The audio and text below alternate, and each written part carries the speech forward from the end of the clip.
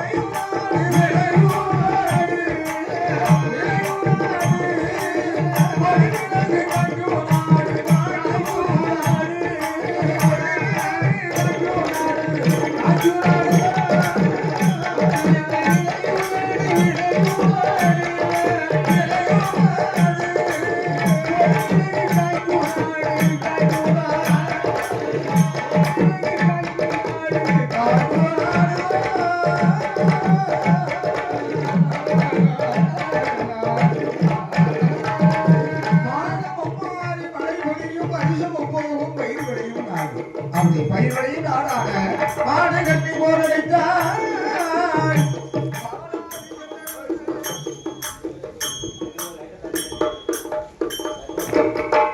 மாடு கட்டி போரடித்தால் மாநாடு சென்னல் என்று யானை கட்டி போரடிப்பார்களாம். அப்பேற்பட்ட சென்னை செழிப்புடன் அழகு திருநாளாக இருக்கிறது. படையெடுத்தார்கள். படையெடுத்து அந்த நாடு பகைமை என்பதே இல்லாத நாடு, பகை இல்லாத நாடு. இல்லாத வாழ்ந்து கொண்டிருக்கிறார்கள். பசுவும் முடியும் ஒரே தண்ணீர் துறையிலே ஒரு தண்ணீரை அருந்து ஒற்றுமையாக வாழ்ந்து கொண்டிருக்கிறது. அங்கே ஏழை என்பது யாருமே இல்லை, எல்லோரும் செல்வந்தர்கள் இருக்கிறார்கள். சிவன் கற்றவன், இவன் கல்லாதவன், உயர்ந்தவன், தாழ்ந்தவன், இவன் செல்வந்தன், இவன் ஏழை என்ற பாகுபாடு இல்லாமல், வேறுபாடு இல்லாமல் அந்த நாடு அத்தனை செழிப்பிற்கு காரணம் அந்த நாட்டுக்கு ஆளுகின்ற அரசன் சூரிய குலத்தோன் தோன்றலாக விளங்கும் மன்னர் புகழ்ந்த ஆரம்பம் எவ்வாறு ஆண்டு வருகிறார் அங்கே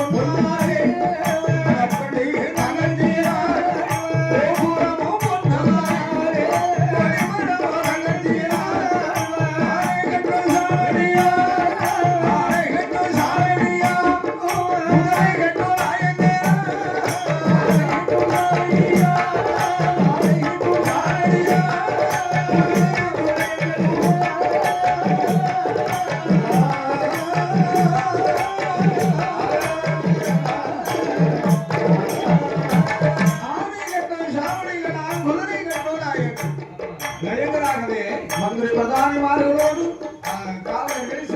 அந்த அயோத்தி வேந்தன் தசரதன் நாளையே அண்டு வந்தாராம். மக்கள் தொண்டு மகேசன் தொண்டு என்று மாநிலம் போற்று மன்னனாகவே திகழ்ந்தான் அந்த தசரதன். சாட்சி செய்து வருகிறார். அதாவது சம்பராசூரனை தேவர்களுக்காக வேண்டி 10 திசைகளிலும் தன்னுடைய தேரை செலுத்தி வெற்றி பெற்றான் தசரதன். அப்பேற்பட்ட லாபம் அல்லவா? அதாவது திசை 4, வடகிழக்கு, தென்கிழக்கு இப்படி சொல்வார்கள். திசை 8. ஆகாயம் பூமியை சேர்த்தால் திசை 10. இந்த 10 திசையிலும் தசரதன் தன்னுடைய தேரை செலுத்தி தேவர்களுக்காக சூரனை வெற்றி வாங்க சூழ்கிறார். தேவர்களுக்காகவே அப்பேற்பட்ட மாமன்னன் தசரதனானவனுக்கு வாய்த்த மனைவிமார்கள் கையேறி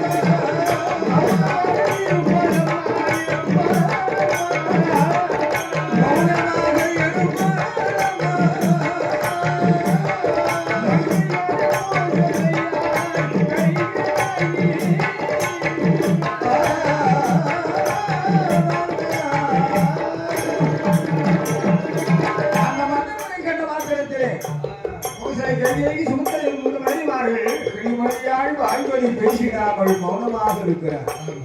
மௌனமாக இருக்கிறார். இதனை ஏறிட்டு பார்த்தார் நகர்புறமார் தசரதன் முகம் பார்த்து அடுத்ததை காட்டும் பளிங்கு போல் நெஞ்சம் கடுத்ததை காட்டும் முகம் என்று சொல்வார்களே. நிலை கண்ணாடி முன்னாலே போய் நாம் நின்றால் நம்மளுடைய உருவம் அங்கே மனதில் எண்ணங்களை தெரிந்து விடுகிறார்கள். ஆனால் அகத்தில் உள்ள எண்ணம் மனதில் உள்ள அது துக்கமாக இருந்தாலும் இன்பமாக இருந்தாலுமே அது முகத்திலே தெரியும். ஆமா, கண்ணாடியாகவே அது காட்டி கொடுத்து விடும். அகத்தின் அழகு முகத்திலே அதான் சொல்றாங்க. அந்த கோசலையான கைகேசியினுடைய திருமணத்தை பார்த்தார். பார்த்த உடனே அடிவாடி அம்மா பெண்மையிலே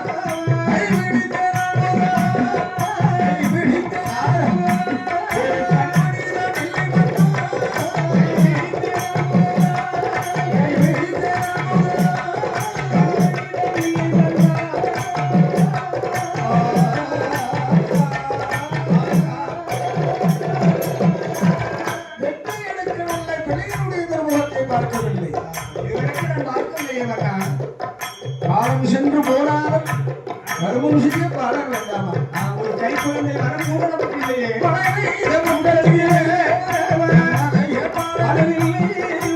குணத்தை தண்ணீர் பாடலில்லை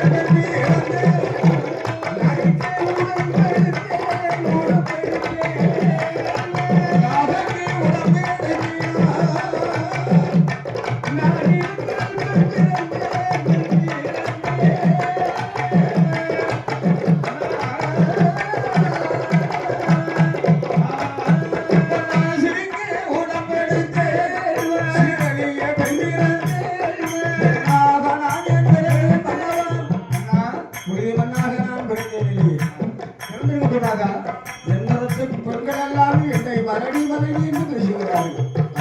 நாடுமல்லமாக பேசுகிறார்களே. நான் தான் மரடாயு போனேன் அல்ல மலர்த்த சிவனுள்ள மலடாயு போனதோ போய்விட்டதா? நான் தான் மலடாகி விட்டேன். அண்ணா, நான் வளர்த்த சிவங்கள் எல்லாம் மலடாகி போனேன். ஜீவன்தான் மலடாக போகிறேன்.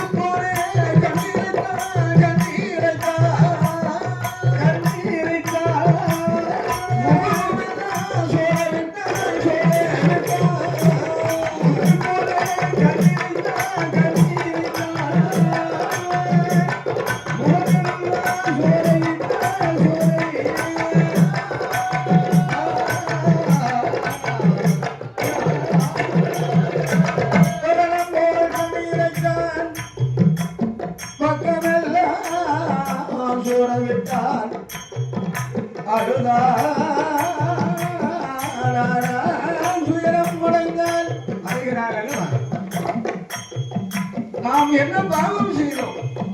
இப்பிறவிலே நாம் யாருக்கு என்ன பாவம் செய்தோம்? நற்சாட்சி கையில் அறிவு விட்டேனா? இல்லை மன்னா, நட்புள்ள நெஞ்சத்திற்கு நான் வஞ்சகம் செய்தேனா? செய்தேனா? வலிய மலக்கிட்டு வானம் கடித்தேனா? கரவு போக்கூடிய வலியதை அடைத்தேனா? இல்லையே, ஊன் சுவை உண்டனா உடல் வளர்த்தேனா?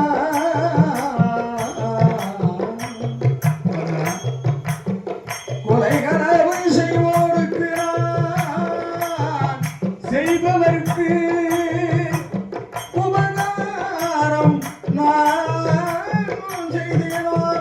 செய்தேனா? கலஞ்சி ஒரு தோரை காட்டி கொடுத்தேனா? கொடைய மாதரை கருவழிக்க நான் செய்தேனோ? முத்து போல கண்ணீரை காட்டு போல கண்ணீரை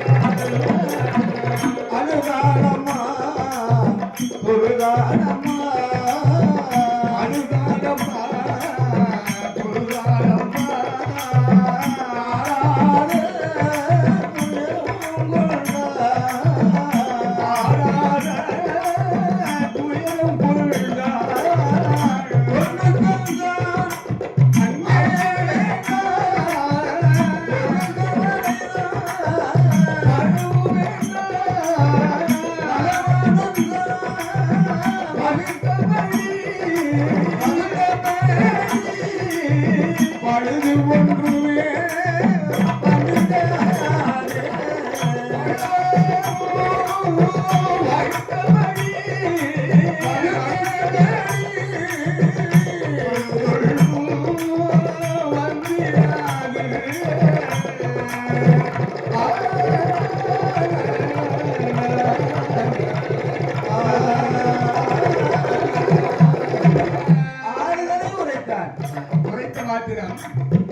அப்படியானால் அம்மா நம்மிடத்தில் ஏராளமான பொன்பொருள் இருக்கிறது, சொத்து சுகமெல்லாம் ஏராளமாக இருக்கிறது.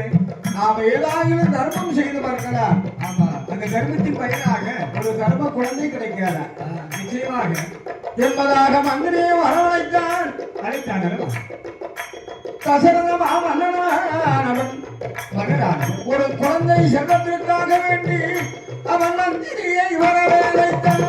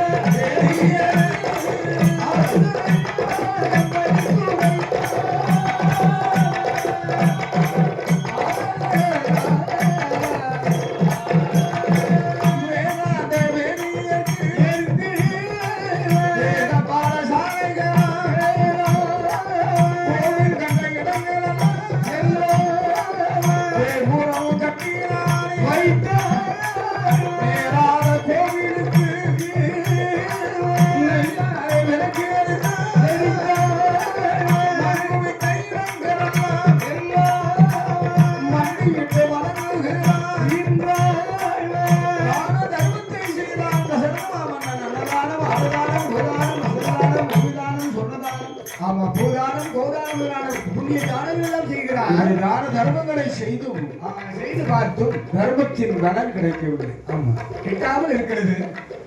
இதனையெல்லாம் அறிந்தார் திரிகால ஞானி. சூரிய குலத்திற்கு உருத்தான வசிஷ்டர் குருநாதன் இவர் எல்லாம் அறிந்தவர் அல்லவா, முக்காலத்தையும் உணர்ந்த ரிஷி அல்லவா. தசரதனை அழைத்து சொல்லுகிறார் தசரதா, மகனே தர்மியாளுகின்ற வேந்தனி தசரதா, அதாவது நீ தர்மத்தை மிகுதியாக செய்துவிட்டார். உங்களவர்கள் மூவரெல்லாம் அதிகமான தர்மத்தையே செய்திருக்கிறார்கள். ஆதலால் நீ ஒரு அதர்மத்தையும் செய்ய வேண்டும். அதர்ம காரியத்தை நீ செய்தே ஆக வேண்டும். அதர்மம் என்றால் ஒரு உயிர் கொலை செய்ய வேண்டும். உயிர் பலி செய்ய வேண்டுமே. 1000 யானைகளை வதம் செய்ய வேண்டும். ஆமா, 1000 புத்தகத்தை அதம் செய்ய வேண்டும்.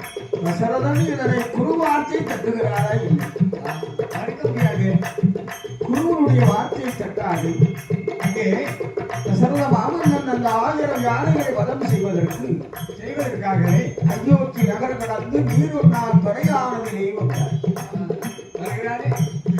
மொழிப்பரனானது கட்டினான் அமைந்தால் தசரத மாமன்னன் நடந்து கொண்டிருக்கிறார். புத்தகத்தை எதிர்பார்த்து கொண்டிருக்கிறானே அந்த நீரொன்னான் துறையிலே தண்ணீர் அருந்து வருகிறது. கூட்டம் கூட்டமாக யானைகள் இறைவேந்து வருகிறது. அந்த யானைகள் தண்ணீர் அருந்து வந்த ஓசையை காதிலே கேட்டார். சப்தத்தை காது கேட்ட மாத்திரம் அந்த ஒளி வந்த திசையை நோக்கி பாரப்பிரயோகம் செய்தான் தசரதன். பிரயோகம் செய்கிறார். 999 யானைகளை வதம் செய்தார். பாலவேறு கொலை செய்தான் தசரதன். தப்பி ஓடியது ஒரே ஒரு யானை. அதை எதிர்பார்த்து கொண்டிருக்கிறார். அப்படி அந்த காலகட்சியின் அருகாமையிலே ஒரு சிறிய கிராமம் அந்தமாபுரம் என்று அழைப்பார்கள். அந்த சிறிய கிராமத்தில் அந்த கிராமத்திலே பரிதாபத்துக்குரியவர், அவரைக்குரியவர், 2 கண்களும் தெரியாது, கைகாலும் ஊனம் இல்லையா. நயன மகரிஷி என்ற ரிஷி கண்கள் தெரியாதபடியா. ஆனால் அவருக்கு ஒரு பிள்ளை வாய்த்தான், ஒரு மகன், அருமையான பிள்ளை இதோ இருக்கிறார். அவனுடைய பெயர் சிரவணன் என்று சொல்வார்கள். சிரவணன் என்று சொல்லக்கூடிய பாலகன் ஆண் மகனானவர் தன்னுடைய பெற்ற தாய் தந்தையரை கண்ணையுமை காப்பது போல் காத்து வந்தார். கடமைகளெல்லாம் தவறாமல் செய்து வருகிறார். பெற்றவர்களுக்கு செய்யும் கடமையில் இருந்து சிறிதும் அழுவாது. அப்படியே அம்மா அப்பானா அவனுக்கு 2 கண்கள் மாதிரி தெய்வத்திற்கு சமம் தானே. அப்படி அம்மாவையும் அப்பாவையும் காப்பாற்றி வருகிறார். அப்படி அந்த அன்புள்ள மகனுக்கு ஒரு நாள் ஒரு கல்யாணத்தை முடிச்சு வச்சார். சின்ன செல்லக்கல்யா, சின்ன வயசு, முடிக்க வேண்டிய வயசுல முடிக்கணும்ல. சித்திரவள்ளி என்ற ஒரு பெண்ணானவளுக்கு கல்யாணம் முடித்து வைத்தார். தேர்வு செய்தார்கள். சில நாள்கள் கடந்தது. கடந்த பின்னர் அந்த சிரவணன் என்ற குருத்திரன், அம்மா நான் காசிக்கு செல்லுகிறேன், இறைவனை நாடி வருகிறேன், காசி விஸ்வநாதனையா அடிவடைந்த நான் வாரேனம்மா. அதுவரையில் அம்மா அப்பாவை நீ பாதுகாத்துக் கொள், பத்திரமாக நீ பாதுகாத்துக் கொள்ள வேண்டும். உன்னை பெற்ற தாய் தந்தையர்களுக்கு என்ன பணிவிடை செய்வாயோ, எத்தனை கண்காணித்து எத்தனை பணிவோடு என்னெல்லாம் செய்வாயோ அத்தனை கடமைகளை பாதுகாக்க வேண்டும் சொல்லிவிட்டு குருபுத்திரன் காசி மாநகரம் வருகிறார். பாத யாத்திரை வருகிறார். ஆனால் இந்த சித்திரவள்ளி பெண்முடியானவள் நினைக்கிறார், மாமன் மாமியாருக்கு உணவு கொடுக்க மாட்டார். நல்ல திறந்தன நல்ல வாய்ப்பு ருசியான அன்ன ஆகாரம் படைப்பார். அவள் அழைத்து சாப்பிடுவார். சரியாக உட்கார்ந்து சாப்பிடுவார், சமைத்து சாப்பிடுவார். அந்த மாமன் மாமியாருக்கு ஒரு உண்ட நெல்லிச்சோட கண்ணையை காத்திருக்க மாட்டார். ஏற்கனவே 6 மாசத்துக்கு முன்னால உள்ள பிறப்பையை பிரித்து அது 1-2ஆக பிரித்து அதை கூடாக காய்ச்சி உப்பு போட்டு மூடாமல், உப்பு கிடையாது உடம்பு கிடையாது, அந்த மாமன் மாமியாருக்கு கொடுத்து கொடுமைகளை செய்தார். சில நாள் கடந்து வெகு நாள் கடந்து அவர்கள் உடலெல்லாம் அழிந்தது. இருக்கிறார். தன்னுடைய அருமை மகன் எப்போது வருவான் என்று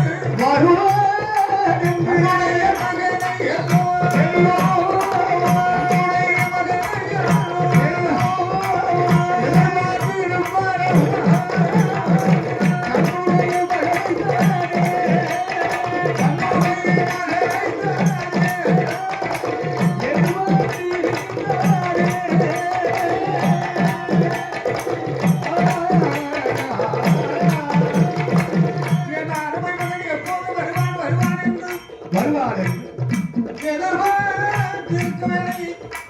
வேலையிலே காசிலே சென்று யாத்திரை முடித்து தன்னுடைய அரண்மனை வந்து சேர்ந்தான் இந்த குருபுத்திரன். ஆமா, வந்து சேர்ந்தான்.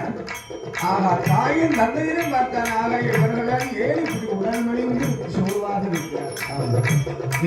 சோர்வாக இருக்கிறார். மனைவி அடைஞ்ச ஏனம்மா இதுதான் மாமன் மாமியாருக்கு செய்த கடமையா? என்ன நேர்ந்தது? அவர்கள் ஏன் இந்த துன்பத்தை விளைவித்தாய்? உடல் மெலிந்து இருக்கிறார்கள். காரணம் என்ன? வயதான காலம் அல்லவா?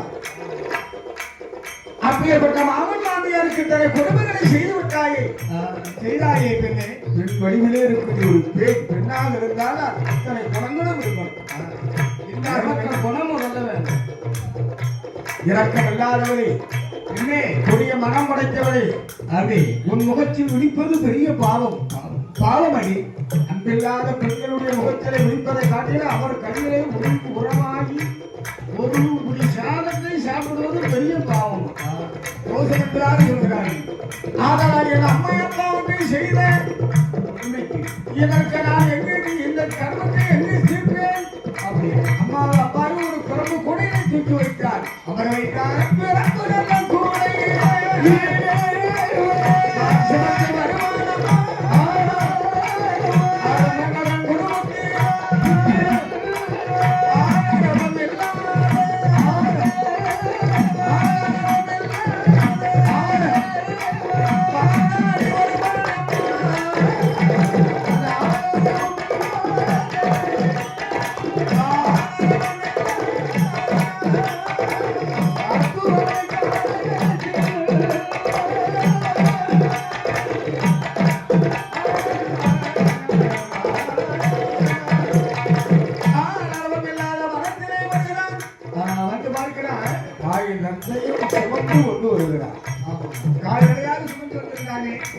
அப்போது தந்தையை பார்க்கிறார். மகனே குருபுத்திரா, என்னப்பா? எனது அருமை செல்வனே, மகனே, தண்ணீர் வேண்டும், தாகவிடை தீர்க்க வேண்டும் மகனே. தாகம் இருக்கிறது. குருபுத்திரன் சொல்கிறார், அப்பா அம்மா, மிருகங்கள் எல்லாம் சுறுசுறுக்கும் மனம். இந்த காட்டிலே, இந்த வனத்திலே உங்கள் தாகத்தை தீர்ப்பதற்கு தண்ணீருக்கு நான் எங்கு செல்வேன் தந்தையே என்றார். அருமை மகனே பரகம் குருபுத்திரா, பட்சி பறவை இனங்கள் உயிரினங்கள் எங்கே கூடி வாழ்கின்றதோ வாசம் செய்கிறதோ, ஒளி பறவையுடைய சத்தம் எங்கே இருக்கிறதோ அந்த இடத்தை நோக்கி சென்று பார். கண்டிப்பாக நீர்த்துறை கண்டிப்பாக இருக்கலாம். துறை துறை இருந்தாங்க துறை காலப்பம். அப்படி மகனிடத்தில் சொன்னார் குருபுத்திரனா, அவன் இப்படியே தாய் தந்தையை விட்டு சென்றுமானால் காலகத்தில் உள்ள மிருகங்கள் எல்லாம் தாய் தந்தையை தீண்டிவிடும். அம்மாவும் அப்பாவும் துன்பத்திற்கு ஆளாகி விடுவார்கள் என்பதாக ஒரு பிறப்பு கூடியவர் ஆரம்பத்தில் விடுதலை கட்டி ஆரம்பை மகனாக குருபுத்திரனானவன் மக்களும்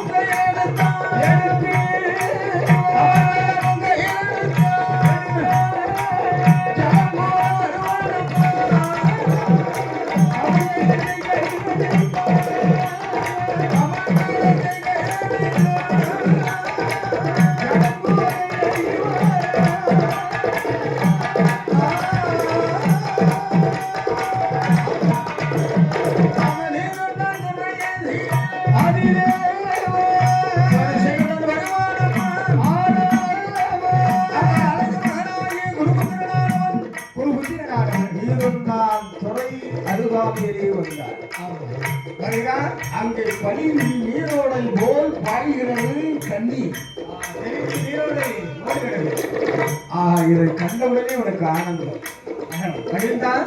ஆஹா, தாய் தந்தையுடைய தாகம் தீர்ப்பதற்கு தெரிந்த நீரோடை ஓடுகிறது. இதே இருக்கிறது. அதன் அருகாமையிலே சென்று கமண்டலத்தை கொண்டு நீரை கோருகிறார். கமண்டலத்தை ஜலத்தை கோருகிறார். கமண்டலத்தை கொண்டு ஜலத்தை கோருகின்ற போது ஒரு விதமான ஒரு சப்த ஒளி தண்ணீர் ஏறுகிறது. கமண்டலத்தில் சப்த மறைவாக இருக்கிறாரே மன்னர்பெருமான சரதானவர் காதிலே போய்விட அந்த ஒலி ஓசை எப்படி கேட்கிறதா? எப்படி? தப்பி ஓடிய யானை வந்து தண்ணீர் அருந்துவது போல அந்த ஓசை இருந்தது. காரியம் இருந்தது. அப்படி ஆனால் யானை என்று எண்ணினார். குருபுத்திரனை காணாமல் ஒளி வந்த திசை நோக்கி பிரயோகம் செய்தார்.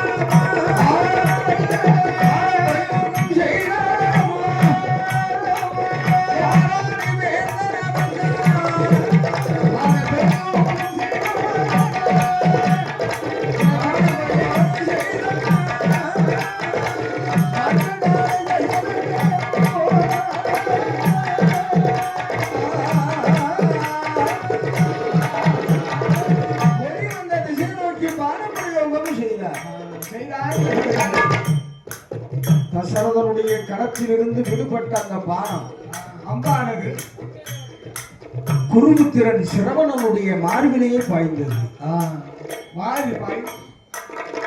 அம்மா என்ற அலறி அந்த ஆற்று மணலிலே வேறற்ற மரமோல் கீழ் விழுந்தான். கடுகிலே உச்சியாகி விழுந்தான். தன்னுடைய மார்பிலே கைத்திருந்த அந்த பானத்தை கையினால் பிடித்து அந்த ஆற்று மணலிலே ஒரு வாசகத்தை எழுதி மடிந்து விட்டார். இந்த தண்ணீரை என் தாய் தந்தையருக்கு சேர்த்து விடுங்கள், புண்ணியம் உண்டு என்று சொல்கிறானே. வாசகத்தை எழுதி மடிந்து விட்டார். இந்த குரலோசை மானிடனுடைய சப்தம் மன்னர் புகழ் தசரதன் காதிலே விடுத்து அச்சமுட்டானா. யானை என்று அல்லவா ஒழித்து பொய் வந்த திசை நோக்கி பானப்பிரயோகம் செய்தோம்.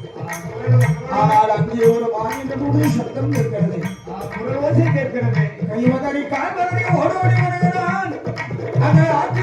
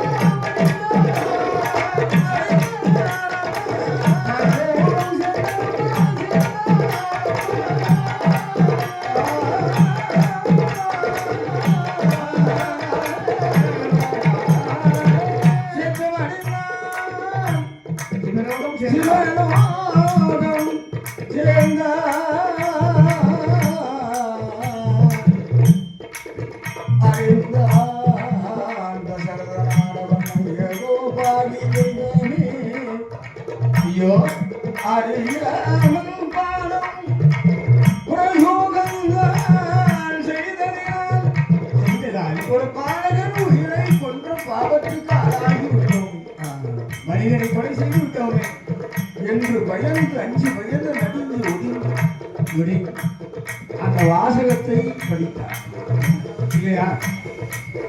அவனே கவிதத்தை எடுத்து கையெடுத்து குருபுத்திரன் நடந்து வந்தாரே அவருடைய காலடி தடம் கடமாக்கி அதனை கண்டு வருகிறான் தசரதன். அதன் பாதையாக வந்தான். ஆமா, ஆன மரத்தின் அடியிலேயே அருகாமையை வந்தபோது தசரதன் ராமனின் வரவை தன்னுடைய மகனே என்று எண்ணினார். எதிர்பார்த்து கொண்டிருக்கிறார்கள். ரிஷியானவருக்கு கண்கள் இரண்டும் தெரியாதல்லவா?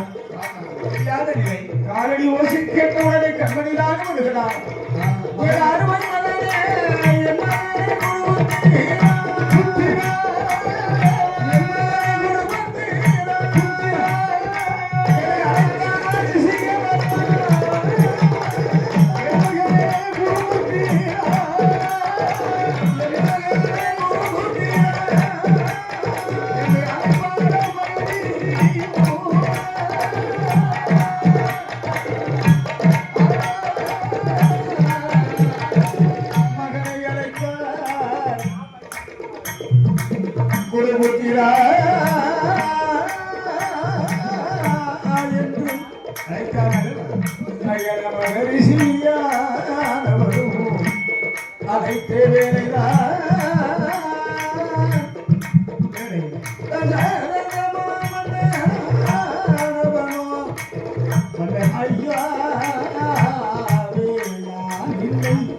உங்கள் மகன் அப்படி ஒரு மகன் இந்த பாவியானவன் என்றதோ என்று ஒளி வந்தது செய்தாடினார் பிரயோகம் செய்ததாலே உங்கள் பாலகனும் மடிந்து விட்டானையே என்று தசரதன் உரைத்தார் அல்லவா அந்த வார்த்தை காதில் கேட்டு நயனமாரி செய்ய வேணும் ஐயையோ பாவி தெய்வமே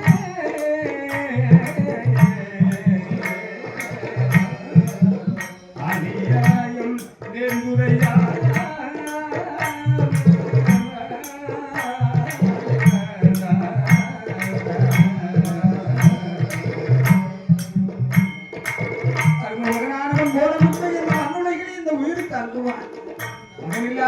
நீ அறிந்து செய்தாலும் அறியாது செய்தாலும் மகனை இழந்தவன் நான் அல்லவா மகனை நான் இழந்திருக்கிறேன் பெற்றவர்களுக்குத்தானே தெரியும் பிள்ளையினுடைய அருமை காலம் சென்று போனாலும் கர்வம் செய்வதற்காக வேண்டி என் கண்மணியானவன் மகனானவன் இருந்தானே அவனையும் மண்ணுலகை விட்டு விட்டுலகம் அனுப்பிவிட்டாயே சண்டாரா மாணவனே செய்தார் போய் கண்ணீரை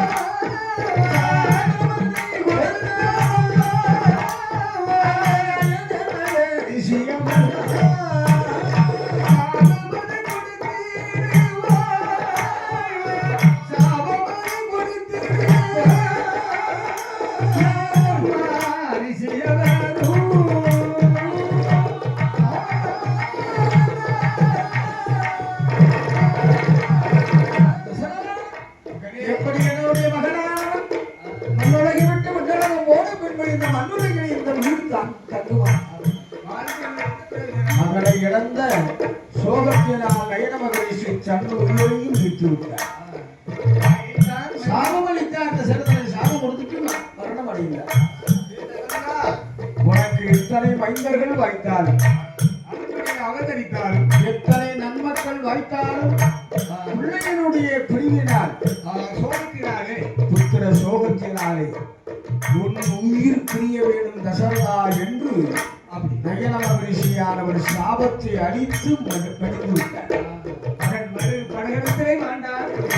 ரிஷியானவர் கொடுத்த சாபம் படித்தது, பிரபஞ்சத்தை தோஷம் பிடித்தது. இதனையெல்லாம் அறிந்தார் வசிஷ்ட மகரிஷி. தசரதா, வைத்திருக்கும் இந்த பிரபஞ்சத்தின் தோஷம் ஒன்றை விட்டு அகல வேண்டுமானார், மீண்டும் அகல வேண்டுமானார், உனக்கு புத்திர பாக்கியம் கிடைக்க வேண்டுமானார் இந்த அயோத்தி நகராதில் அயோத்தி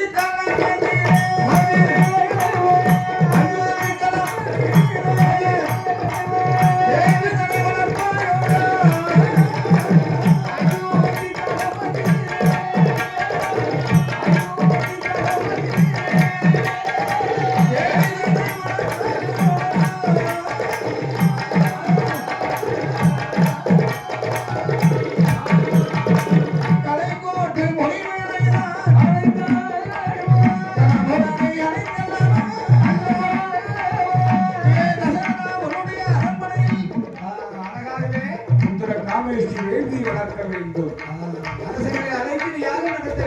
ஓஹோ, கலைக்கோட்டு மாமனிவன் அவர் எங்க இருக்கிறார்? அந்த தேசத்தில் இருக்கிறார். வாழ்ந்து கொண்டிருக்கிறாரே அவரிசி. அங்கே சென்று அவரை எங்கு அழைத்து வருவாய் அப்பா.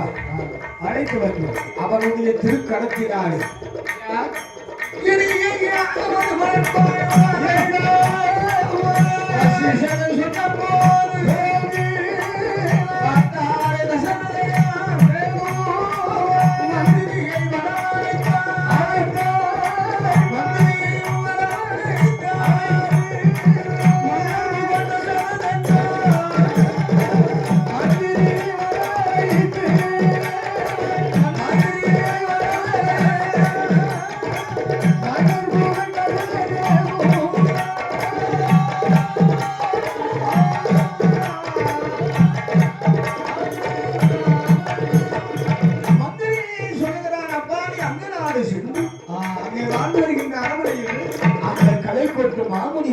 அயோத்தி நகர் அழைத்து வருவார்கள்.